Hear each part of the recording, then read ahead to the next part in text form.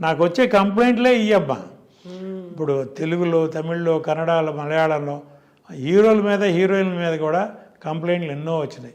ఏం చేస్తారు మీరు ఇప్పుడు? ఆర్టిస్టులు పిలిచి మేము కేకలేస్తామమ్మా. సౌత్ ఇండియన్ ఫిల్మ్ ఛాంబర్లో కన్సలేషన్ కమిటీ మీటింగ్ ఒకటి ఉంది. దానికి ఇలియానా ఓ ప్రొడ్యూసర్ దగ్గర, తమిళ్ ప్రొడ్యూసర్ దగ్గర అడ్వాన్స్ తీసుకుంది 40 లక్షలు. సినిమా చేస్తానని అడ్వాన్స్ తీసుకుంది. డేట్లు ఇవ్వదు, తీసుకుని అడ్వాన్స్ రిటర్న్ ఇవ్వదు. మా దగ్గర కంప్లైంట్ వచ్చింది. ఆ ప్రొడ్యూసర్ పిలిస్తే నేను ఆ ప్రొడ్యూసర్కి ఏదో డేట్లు ఇచ్చాను, ఆ డేట్లు ఆయన వాడుకోలేదు, ఆ అడ్వాన్స్ మురిగిపోయిందని. మా రూల్ ఏంటంటే డేట్ ఇచ్చిన తర్వాత నువ్వు మేకప్ వేసి ఆ ప్రొడ్యూసర్ కోసం ఒక్క షాట్ చేసినా నేను 40 లక్షలు పోయినట్టే. అసలు మేకప్పే వేసుకోకుండా ఆ బ్యానర్ కోసం, నువ్వు ఆ సినిమా కోసం నువ్వు ఆ లొకేషన్కే రాకుండా ఉంటే డబ్బు రిటర్న్ ఇవ్వాల్సిందే. అది రూలు. నేను డేట్లు ఇచ్చాను మురిగిపోలేదంటే నువ్వు ఏ డేట్లు ఇచ్చావని చెప్పి తీస్తే ఆ డేట్లో ఆనంద్ సినీ సర్వీస్ వాళ్ళ లాగ్ షీట్లు తీస్తే అన్ని రోజులు అమ్మాయి వేరే సినిమాలకి పనిచేసింది. ప్రూవ్ చేసాం. నువ్వు తిప్పి కట్టవా లేకపోతే నువ్వు సౌత్లో యాక్ట్ చేయడానికి వీలేదని బ్యాన్ చేసాం. ఆ తర్వాత నేను డెసిషన్ తీసుకున్న తర్వాత ఇలియానా సౌత్లో 1-2 సినిమాలు కమిట్ అయింది. ఆ ప్రొడ్యూసర్లు ఫోన్ చేసి చెప్పాం, ఆ అమ్మాయి మీద సౌత్ ఇండియన్ ఫిల్మ్ ఛాంబర్లో కంప్లైంట్ ఉంది, 40 లక్షలు కట్టాలి, మీరు కట్టి ఆ అమ్మాయి అకౌంట్లో కట్టండి, లేదు ఆ అమ్మాయిని కట్టమనండి, లేదా ఆ అమ్మాయి మీ షూటింగ్కి రాకూడదు. తీసేసాం. అట్లా తర్వాత చేయలే. 3 ఇడియట్స్ ఆ అమ్మాయికి లాస్ట్ సినిమా. అట్లా కొంతమంది హీరోల దగ్గర, హీరోయిన్ల దగ్గర, క్యారెక్టర్ ఆర్టిస్టుల దగ్గర డబ్బులు కలెక్ట్ చేసేవాళ్ళం, డైరెక్టర్ల దగ్గర.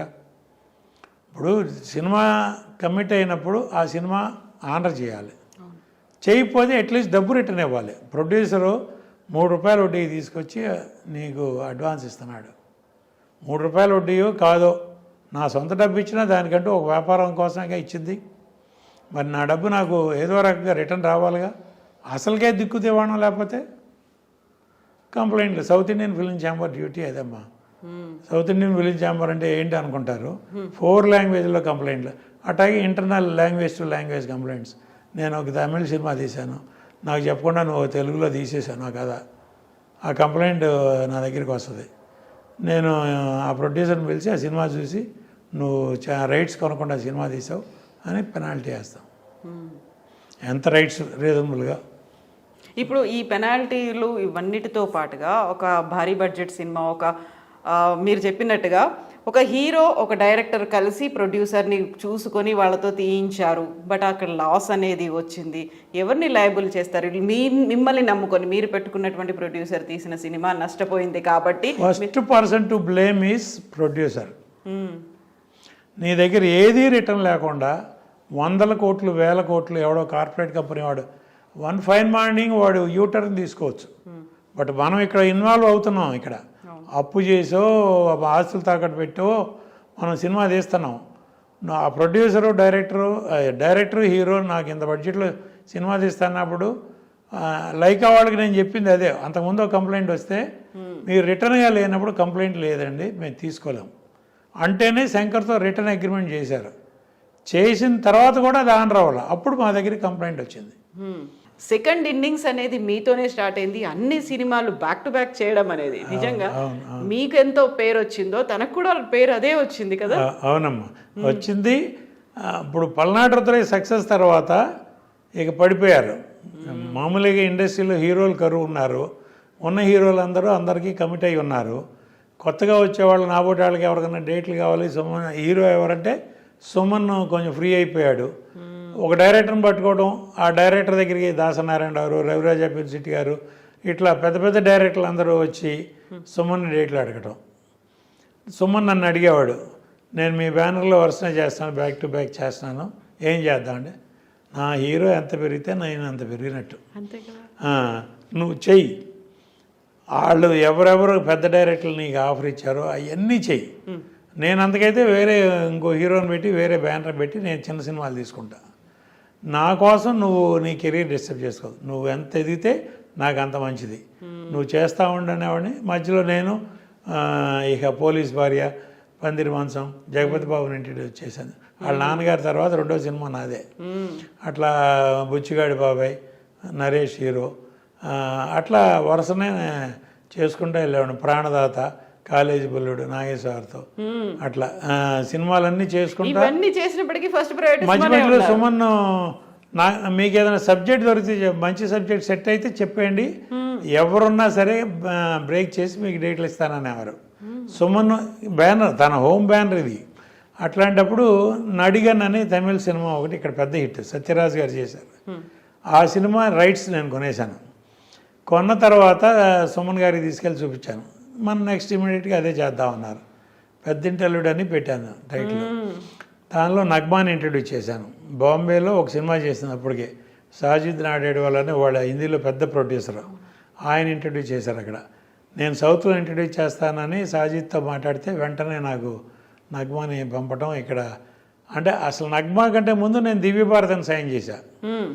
దివ్యభారతి మెడ్రాస్ ఎప్పుడు వచ్చినా మా ఇంటికే వచ్చేది. నా కారు తీసుకెళ్ళిపోయేది, మారుతి, అప్పుడు మారుతి 800 పాత మోడల్ కార్లు, తనే ఓన్ డ్రైవ్ చేసుకుని వెళ్ళిపోయేది.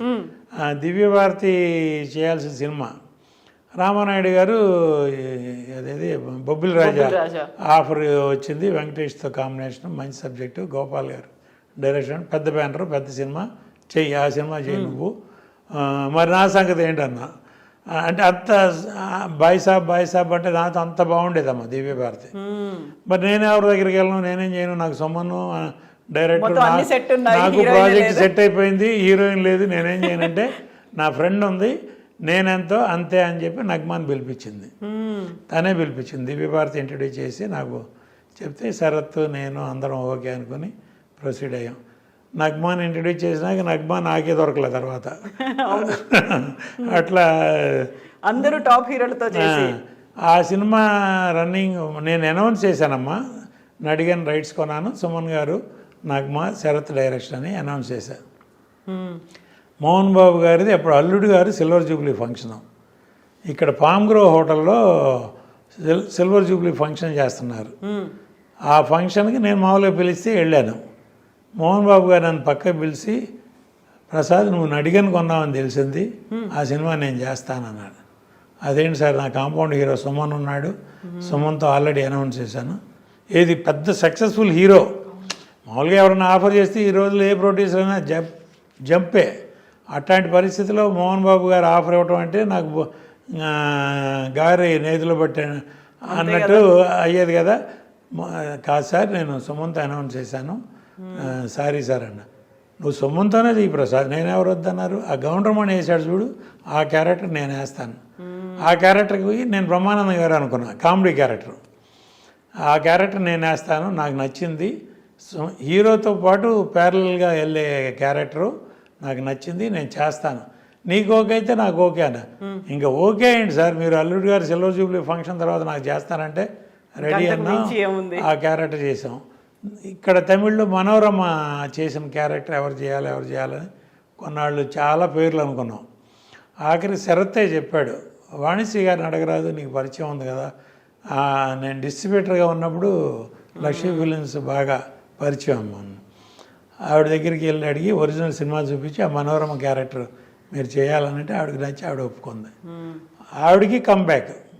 సుమన్ నాకు ఫస్ట్ పిక్చర్ కంబ్యాక్, పెద్దింటి అల్లుడు వాణిశ్రీ గారికి comeback after big gap. Nagma introduction, Sarath, Mohan Babu garu added attraction. ఇక మల్టీ స్టారర్ లెవెల్ అయిపోయింది అది ఆఖరికి. మొత్తం మీద సినిమా చేసాం, పెద్ద హిట్. అది సిల్వర్ జూబ్లీ ఫంక్షన్ చేసాం. ఇక్కడ నేను చెప్పాల్సింది ఏంటంటే అమ్మ, వాళ్ళ ఒక హీరో ఏదైనా సినిమా చేస్తున్నాడంటే ఆ హీరో సినిమాలో ఇంకో హీరో వచ్చి ఒక క్యారెక్టరో, ఒక విలనో, ఒక కమెడియన్నో చేస్తున్నారా? ఇప్పుడు ఆ రోజుల్లో నాగేశ్వర సినిమాలో రామారావు చేసేవారు, రామారావు సినిమాలో నాగేశ్వర చేసేవారు, వాళ్ళిద్దరు సినిమాల్లో సోమబాబు గారు చేసేవారు, కాంతారావు చేసేవారు. ఇప్పుడు అసలు వాళ్ళ క్యారెక్టర్ ఏంటి, ఇదేంటి అని చూసేవాళ్ళు. రామారావు ఎంత గ్రేట్ అమ్మ, రక్త సంబంధం లాంటి టైటిల్స్లో ఆయన సినిమా చేశాడు.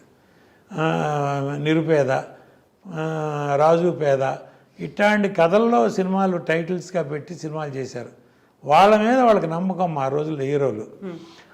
వాళ్ళ హీరోలు, నా హీరో ఏం చెప్తే అది నేను వినాలి, నా హీరో నా డైరెక్టరు ఏం చెప్తే అది నేను ఏసీ రూమ్లో కూర్చొని సినిమా తీయాలి, నేను సెట్లోకి వెళ్ళకూడదు. రామానాయుడు గారిలాగా ట్రాలీ తోయకూడదు, క్రేన్ ఎత్తకూడదు. అటువంటి పరిస్థితిలో వాళ్ళ నిర్మాణ రంగం ఉంది. ప్రొడ్యూసర్ అంటే కేవలం డబ్బు ప్రొడ్యూసర్ డబ్బు పెడితే చాలు, మీ మేనేజర్కి సూట్ కేసు ఇచ్చి పంపండి, మేము సినిమా తీసి ఫస్ట్ కాపీ చూపిస్తాం. అట్లాంటప్పుడు నడిగన్ అని తమిళ సినిమా ఒకటి ఇక్కడ పెద్ద హిట్ సత్యరాజ్ గారు చేశారు. ఆ సినిమా రైట్స్ నేను కొనేశాను. కొన్న తర్వాత సుమన్ గారికి తీసుకెళ్ళి చూపించాను. మనం నెక్స్ట్ ఇమీడియట్గా అదే చేద్దామన్నారు. పెద్దింటి అల్లుడు అని పెట్టాను టైటిల్. దానిలో నగ్మాని ఇంట్రడ్యూస్ చేశాను. బాంబేలో ఒక సినిమా చేసింది అప్పటికే, సాజిద్ నాడేడ్వాల్ అని వాళ్ళ హిందీలో పెద్ద ప్రొడ్యూసర్, ఆయన ఇంట్రడ్యూస్ చేశారు అక్కడ. నేను సౌత్లో ఇంట్రడ్యూస్ చేస్తానని సాజిద్తో మాట్లాడితే వెంటనే నాకు నగ్మాని పంపటం. ఇక్కడ అంటే అసలు నగ్మా కంటే ముందు నేను దివ్యభారతిని సైన్ చేశాను. దివ్యభారతి మెడ్రాస్ ఎప్పుడు వచ్చినా మా ఇంటికే వచ్చేది. నా కారు తీసుకెళ్ళిపోయేది, మారుతి, అప్పుడు మారుతి 800 పాత మోడల్ కార్లు, తనే ఓన్ డ్రైవ్ చేసుకుని వెళ్ళిపోయేది. దివ్యభారతి చేయాల్సిన సినిమా రామానాయుడు గారు అదేది బొబ్బిలి రాజా ఆఫర్ వచ్చింది, వెంకటేష్తో కాంబినేషన్, మంచి సబ్జెక్టు, గోపాల్ గారు డైరెక్షన్, పెద్ద బ్యానరు, పెద్ద సినిమా చెయ్యి, ఆ సినిమా చెయ్యి నువ్వు. మరి నా సంగతి ఏంటన్నా అంటే అంత బాయ్ సాబ్ అంటే నాతో అంత బాగుండేదమ్మా దివ్యభారతి. మరి నేను ఎవరి దగ్గరికి వెళ్ళను, నేనేం చేయను, నాకు సొమ్మను డైరెక్టర్, నాకు ప్రాజెక్ట్ సెట్ అయిపోయింది, హీరోయిన్ లేదు, నేనేం చేయనంటే నా ఫ్రెండ్ ఉంది, నేనెంతో అంతే అని చెప్పి నగ్మాన్ పిలిపించింది. తనే పిలిపించింది. దివ్యభారతి ఇంట్రడ్యూస్ చేసి నాకు చెప్తే శరత్ నేను అందరం ఓకే అనుకుని ప్రొసీడ్ అయ్యాం. నగ్మాన్ ఇంట్రడ్యూస్ చేసినాక నగ్మాన్ నాకే దొరకలే తర్వాత. అట్లా అందరూ టాప్ హీరోలతో చేసి ఆ సినిమా రన్నింగ్ నేను అనౌన్స్ చేశానమ్మా. నడిగన్ రైట్స్ కొన్నాను, సుమన్ గారు, నగ్మా, శరత్ డైరెక్షన్ అని అనౌన్స్ చేశాను. మోహన్ బాబు గారిది అప్పుడు అల్లుడు గారు సిల్వర్ జూబ్లీ ఫంక్షన్ ఇక్కడ పామ్గ్రో హోటల్లో సిల్వర్ జూబ్లీ ఫంక్షన్ చేస్తున్నారు. ఆ ఫంక్షన్కి నేను మామూలుగా పిలిస్తే వెళ్ళాను. మోహన్ బాబు గారు నన్ను పక్కకు పిలిచి, ప్రసాద్ నువ్వు నడిగన్ కొన్నావని తెలిసింది, ఆ సినిమా నేను చేస్తానన్నాడు. అదేంటి సార్, నా కాంపౌండ్ హీరో సుమన్ ఉన్నాడు, సుమన్తో ఆల్రెడీ అనౌన్స్ చేశాను. ఏది పెద్ద సక్సెస్ఫుల్ హీరో, మామూలుగా ఎవరైనా ఆఫర్ చేస్తే ఈ రోజుల్లో ఏ ప్రొడ్యూసర్ అయినా జంపే.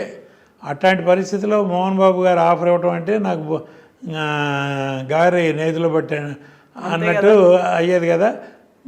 కాదు సార్, నేను సుమన్తో అనౌన్స్ చేశాను, సారీ సార్ అన్న. నువ్వు సుమన్తోనే ఈ ప్రసాద్, నేనెవరు వద్దన్నారు, ఆ గౌండ్రమణి వేసాడు చూడు, ఆ క్యారెక్టర్ నేను వేస్తాను. ఆ క్యారెక్టర్కి నేను బ్రహ్మానందం గారు అనుకున్నా, కామెడీ క్యారెక్టర్. ఆ క్యారెక్టర్ నేను వేస్తాను, నాకు నచ్చింది.